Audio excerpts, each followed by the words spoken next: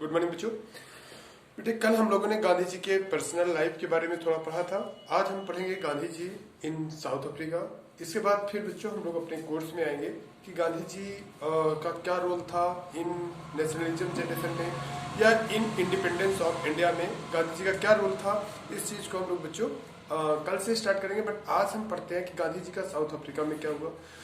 कल कल को अगर मैं रिकैप करूं तो कल मैंने बताया था कि महात्मा गांधी के बारे में मैंने बताया था बच्चों महात्मा गांधी के बारे में कल कि महात्मा गांधी 2 अक्टूबर 1869 को पैदा हुए। गांधी इन साउथ अफ्रीका। महात्मा गांधी इन साउथ अफ्रीका।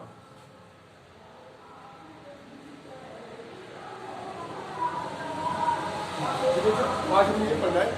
तो मैंने आपको कल बताया था कि महात्मा गांधी 2 अक्टूबर 1869 को पैदा हुए। ठीक है। इनके ग्रैंडफादर का नाम उत्तम चंद गांधी था, जो कि एक रियासत के राजा के यहाँ दीवान थे। इनकी फादर का नाम था करमचंद गांधी, जिन्होंने उत्तम चंद गांधी की जगह पर ही रियासत के यहाँ दीवान की नौकरी किया था उनको। ये मैंने बताया था। फिर मैंने बताया था कि इनकी माँ का नाम पुतलीबाई था। मैंने बताया था 2 अक्टूबर 1869 को महात्मा गांधी पैदा हुए। 2 अक्टूबर 1869 को गुजरात के काठियावाड़ डिस्ट्रिक्ट के पोरबंदर में पैदा हुए। फादर करमचंद गांधी था, मदर पुतलीबाई था। फादर ने 4 शादियां किया था। जिनमें सबसे छोटी पत्नी थी पुतलीबाई के ही लड़के थे महात्मा गांधी। ये चीज मैंने आप लोगों को एक्सप्लेन किया था। फिर मैंने बताया था बेटा कि महात्मा गांधी के 4 बच्चे हुए थे, हरिलाल, मणिलाल, रामदास, देवदास। ये मैंने एक्सप्लेन किया था, सबके बारे में मैंने बताया था। फिर मैंने बताया था कि हमने इस राष्ट्रपिता महात्मा गांधी को श्रद्धांजलि देने के लिए हमारी सरकार ने बच्चों 1996 में महात्मा गांधी की इमेज को, जिसको उन्होंने पैथिक लॉरेंस के साथ खींचा था। पैथिक लॉरेंस कौन था? Governor general of India. Governor general of India नहीं, जो कैबिनेट मिशन आए थे, कैबिनेट मिशन के 3 मिनिस्टर आए थे बच्चों। एक पैथिक लॉरेंस, इसके बाद सर जॉन क्रिप्स और अलेक्जेंडर। उन्हीं में से एक मेंबर थे, कैबिनेट मिशन के एक मेंबर थे पैथिक लॉरेंस के साथ वो फोटो खींचा गया था। उसी फोटो का एक पार्ट हमारी भारत सरकार ने 1996 में उसे लिया और उसे हमारे महान राष्ट्रपिता, महान स्वतंत्रता संग्रामी या फ्रीडम फाइटर्स वीकेंड से तो उनकी इमेज को उन्होंने हमारे करेंसी में पोजीशन दिया। तो इस तरीके से दिस इज वेरी गुड, एक तरीके से हम कहें कि एक बहुत ही अच्छी श्रद्धांजलि है उस राष्ट्रपिता के बारे में who has given his entire life for the independence of India. तो ये चीजें मैंने कल बताया था। फिर मैंने बताया था कि आज हम लोग अबाउट साउथ अफ्रीका के बारे में पढ़ेंगे। तो मैंने बताया था कि साउथ अफ्रीका महात्मा गांधी बच्चों कब गए?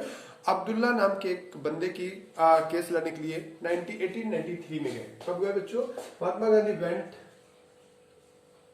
महात्मा गांधी वेंट बच्चों कब गए? South Africa went in south Africa in 1893। Case क्या था? जैसे जानते हैं कि वो पेशे से लॉयर थे, वकील थे। तो उनका केस था बच्चों कि जो अब्दुल्ला है, एक अब्दुल्ला नाम के इंसान का फर्म का केस लड़ना था। अब्दुल्ला नाम के एक व्यापारी थे, एक बहुत बड़े बिजनेसमैन थे, उनकी एक बहुत बड़ी फर्म थी। तो उसी का एक मैटर था। उसी मैटर को लड़ने के लिए दादा अब्दुल्ला उसके ओनर थे, अब्दुल्ला फर्म थी, उसके ओनर थे दादा अब्दुल्ला।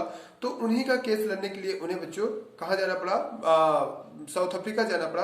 तो साउथ अफ्रीका में उनके भाई लक्ष्मीकांत के साथ दादा अब्दुल्ला के जो पार्टनर थे, जो उन्होंने ही क्या कहते हैं, अब्दुल्ला का एक विवाद हुआ बच्चों। अब्दुल्ला, जो दादा अब्दुल्ला थे, इनके एक पूर्व पार्टनर थे। उन पूर्व पार्टनर का नाम बच्चों हाजिम अली था। तो हाजिम खां था, हाजी खां। तो हाजी खां उनके पूर्व पार्टनर थे। तो उस पूर्व पार्टनर के साथ उनका कुछ कंट्रोवर्सीज आई, जिसकी वजह से प्रेजेंट पार्टनर, ठीक है बच्चों, अब्दुल करीम झावेरी क्या उनके बड़े भाई से कांटेक्ट करते हैं, क्योंकि उस समय तक महात्मा गांधी कोई बड़े वकील नहीं थे। महात्मा गांधी कोई वकील नहीं थे। I have already explain that उनकी वकालत बहुत अच्छी नहीं थी। हिज लॉयरशिप, हिज वकालत जो बहुत बहुत इस practice was not so good, बहुत अच्छी उनकी प्रैक्टिस नहीं थी, लेकिन फिर भी वो मुंबई हाई कोर्ट में प्रैक्टिस करते थे। उसमें जो Mumbai was also the part of the Gujarat, Gujarat was the part of the Mumbai. एक प्रेसिडेंसी थी बम्बई प्रेसिडेंसी, और बम्बई प्रेसिडेंसी का एक पार्ट था गुजरात। तो बम्बई हाई कोर्ट में बेटे वो प्रैक्टिस करने लगे थे। तो इस वजह से उनके बड़े भाई लक्ष्मीदास गांधी, मैंने बताया था कि लक्ष्मीदास गांधी और कृष्णदास गांधी उनके एक दो भाई थे। तो जो लक्ष्मीकांत गांधी थे वो बड़े भाई थे। तो इस वजह से लक्ष्मीकांत गांधी के पास एक दादा अब्दुल्ला के प्रेजेंट पार्टनर अब्दुल करीम झावेरी एक प्रपोजल देते हैं कि अगर आप if you wanted to send your brother to Africa then you can send because we are in need of a lawyer. तो बच्चों वो केस जो था वो 40,000 पाउंड का केस था। 40,000 पाउंड, उसमें बच्चों 40,000 पाउंड की बहुत बड़ी कीमत होती थी। तो 40,000 रुपीज का केस था। उस 40,000 रुपीज के केस को हैंडल करने के लिए महात्मा गांधी बच्चों साउथ अफ्रीका गए। कब गए? 1893 में गए। तो वो विवाद पर्सनल पार्टनर्स का ही विवाद था।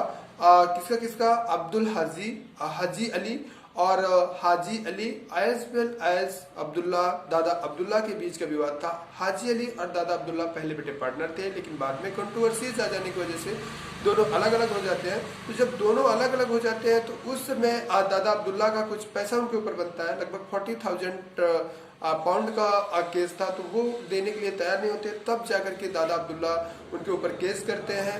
हाजी खां के साथ हाजी खां के ऊपर केस करते हैं और हाजी खां को अदालत में खींचते हैं। तो उसी केस को हैंडल करने के लिए he was in need of a lawyer. तो उसी लॉयर के लिए वो भारत में अपने प्रेजेंट पार्टनर अब्दुल करीम झावेरी से कहते हैं कि अगर आपको कोई अच्छा वकील भारत का मिल जाए तो you can hire up him.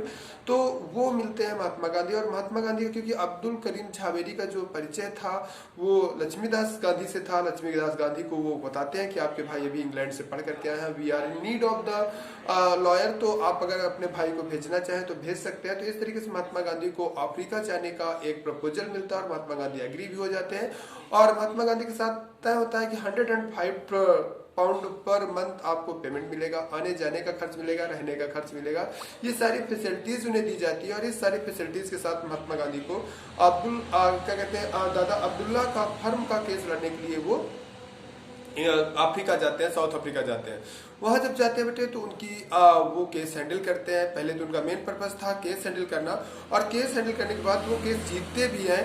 लेकिन क्योंकि महात्मा गांधी बेटे कोऑपरेशन में बहुत ज्यादा बिलीव करते थे, इस वजह से महात्मा गांधी ने हाजी खां का केस अब्दुल्ला के साथ समझौता करवाते हैं, क्योंकि उसमें 40,000 पाउंड की कीमत एक साथ दे पाना इट वॉज वेरी डिफिकल्ट। तो वो केस जीतने के बाद अब्दुल्ला को केस जीतते हैं। कहा जाता है कि बेटे जब महात्मा गांधी डरबन पहुंचे थे, वो क्योंकि वो केस जो था वो नटाल स्टेट का था, और नटाल स्टेट का एक बहुत फेमस जो बंदरगाह था, एक सी पोर्ट था, वो डरबन था। तो जब डरबन पहुंचते हैं तो कहते हैं खुद दादा अब्दुल्ला उनको रिसीव करने के लिए मतलब सी पोर्ट गए हुए थे। दादा अब्दुल्ला खुद सी पोर्ट गए हुए थे to receive Mahatma Gandhi in Durban sea port. तो डरबन सी पोर्ट में आ जाने के बाद वो उनको वापस लेकर के अपने साथ जाते हैं। तो जब वो अपने साथ वापस लेकर के जाते हैं तो वो केस हैंडल होता है। केस हैंडल करने के बाद वो जीतते हैं। फिर दोनों ग्रुपों के बीच वो एक समझौता कॉन्ट्रैक्ट करवाते हैं, और वो कॉन्ट्रैक्ट के हिसाब से हाजी खां पैसा तो देंगे, लेकिन वो पैसा क्योंकि 40,000 पाउंड की कीमत सिंपल नहीं थी उस समय के हिसाब से, तो उन्होंने समझौता कराया कि आप टर्न बाय टर्न यानी इन इंस्टॉलमेंट में ये कीमत दे दीजिएगा। तो इस तरीके से दोनों के ग्रुप के बीच समझौता हो जाता है। उस समझौता से बहुत ज्यादा दादा अब्दुल्ला भी बेटे खुश होते हैं। ही becomes also very much happy और अकॉर्डिंग टू दैट कॉन्टेक्ट। तो अब बच्चों हम बातें कर रहे थे कि महात्मा गांधी जब जाकर के नटाल एक स्टेट था, वहीं का केस था। तो वहां पर जब महात्मा गांधी बच्चों सेटल हो गए तो एक बार कहा जाता है वो महात्मा गांधी डरबन से प्रिटोरिया जा रहे थे। Mahatma Gandhi Durban sea port था, तो जब डरबन से प्रिटोरिया जा रहे थे तो वहीं पर बच्चों एक स्टेशन पड़ता है। उस स्टेशन का नाम है मैरिट्सबर्ग स्टेशन। क्या नाम है? Maritzburg station. मैरिट्सबर्ग स्टेशन पड़ता है, मैरिट्सबर्ग स्टेशन।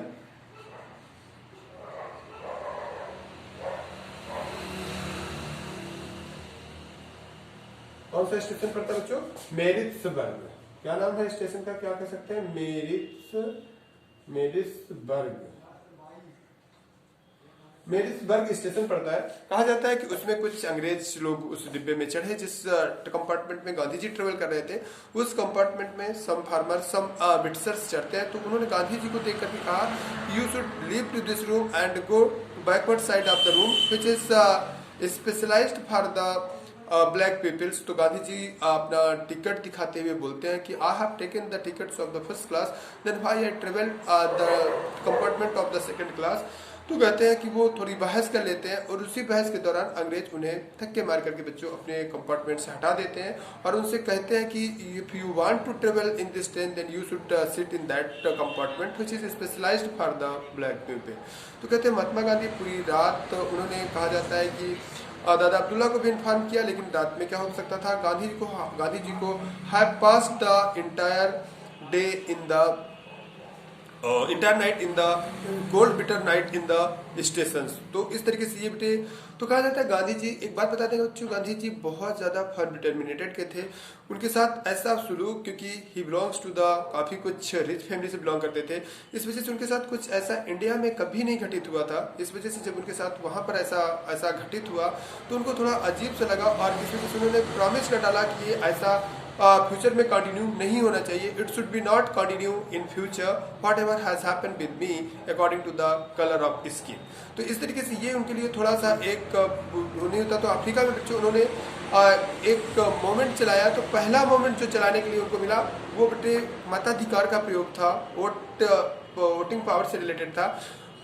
वहाँ की सरकार ने बच्चों हर इंडियन का मतलब मताधिकार, इंडियन को नटाल में जो थे, वो नटाल जो स्टेट था, वहाँ की सरकार ने डिसीजन लिया कि इंडियंस को वोट डालने का अधिकार न दिया जाए और इस तरीके से लगभग 250 लोगों को वोट डालने से मतलब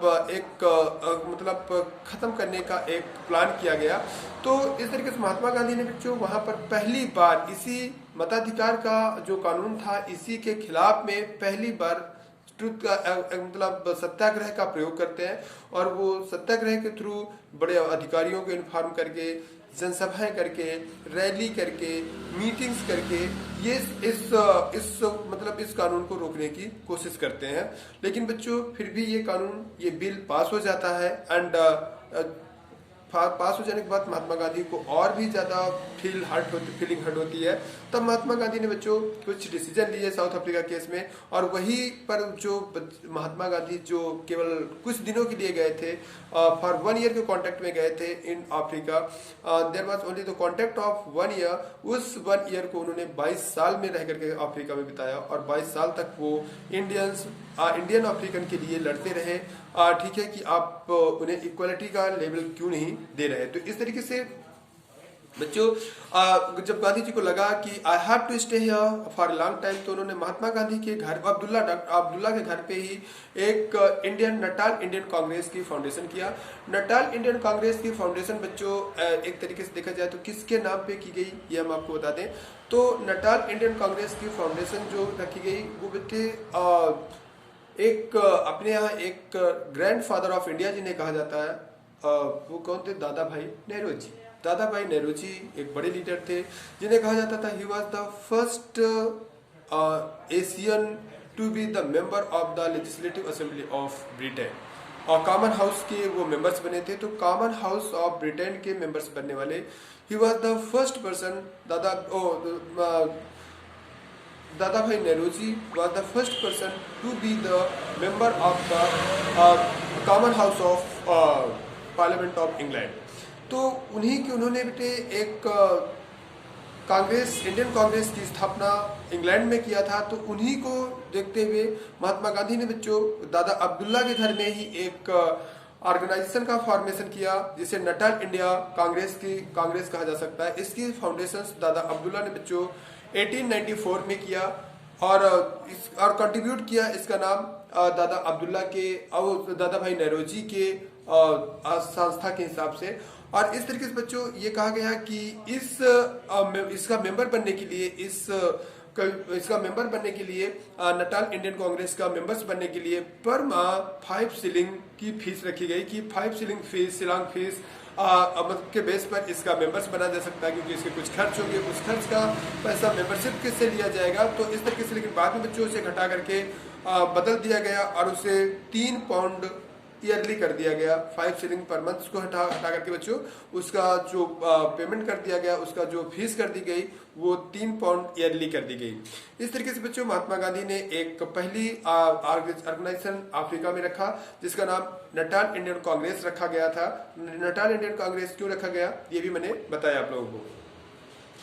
बच्चों मैं आपको बता दूं कि ब्रिटिशर्स अफ्रीका में एक खेती करने का प्लान किया, क्योंकि वहां पर एक बहुत बड़ा लार्ज एरिया था। मैंने एक बार ग्लोबलाइजेशन में मैंने पढ़ाया था कि five did Africa colonization of Africa मैंने बताया था कि five did most power of the European were attract toward the Africa. तो जब अफ्रीका की खोज हुई तो अफ्रीका की तरफ अट्रैक्ट होने का मेन रीजन था क्योंकि vast land and natural resources भी अफ्रीका में बहुत ज्यादा है और वास्ट लैंड तो है, ये सेकंड लार्जेस्ट कॉन्टिनेंट है आफ्टर एशिया। तो उस लैंड में बेटे यूटिलाइज करने के लिए उन्होंने वहां पर गन्ने की खेती, शुगर केन की खेती करने का प्लान किया। उसके लिए they were required in the labours, तो वो लेबर्स वो इंडिया से on the base of contact के बेस पे ले जाते थे। मैंने बताया था जिन्हें हम लोग गिरमिटिया मजदूर कहते थे। ऑलरेडी जो गिरमिटिया मजदूर या हम लोगों ने इंडेंजर्ड लेबर के रूप में पढ़ा था जब मैं मेकिंग ऑफ द ग्लोबलाइजेशन पढ़ा रहा था, तो इंडेंजर्ड लेबर के रूप में मैंने पढ़ा था कि हु वर इंडेंजर्ड लेबर। तो I have explain that those labours who were carried from India on the base of the contact for 3 years and 5 years to तो उन्हीं को बेटे हम इंडेंजर्ड लेबर कहते हैं। तो उसके बेस पे ढेर सारे इंडियन लेबर्स को वहाँ ले जाया गया था और उनको वहाँ पर बेटे वर्क कराया जाता था। वो कॉन्टैक्ट बेस पे जाते थे और वो कॉन्टैक्ट बेस में जब उनको कॉन्टैक्ट, बहुत ढेर सारे लोगों को कॉन्टैक्ट खत्म हो गया तो भी वो वहीं पर सेटल हो गए, परमानेंटली अफ्रीका में सेटल हो गए।